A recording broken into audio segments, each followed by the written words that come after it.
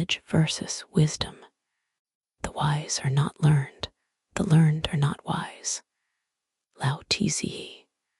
A wise person may not have much knowledge, but a knowledgeable person is not wise. Wisdom is something that is intuitive, first-hand experience. Knowledge is based on words and descriptions.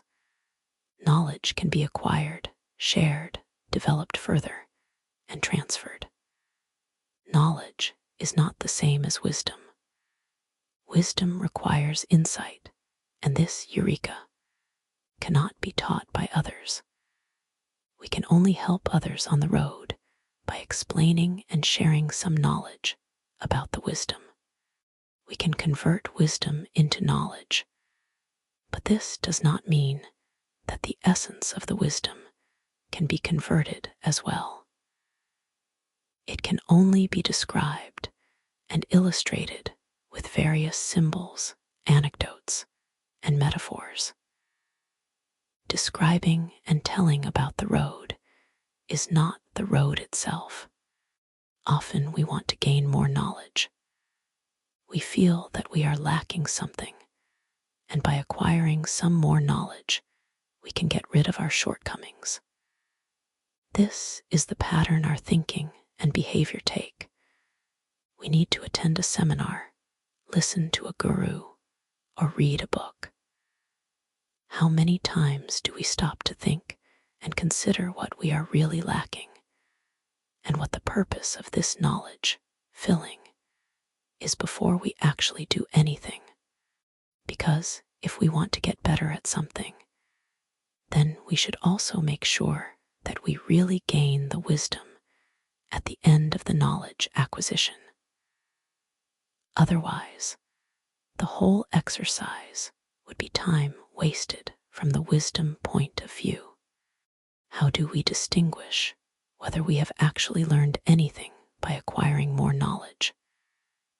Because wisdom requires insight, this means that it is also reflected in our behavior and actions. Knowledge is converted to wisdom only if we are acting differently after getting the knowledge. This might sound more complicated than it really is.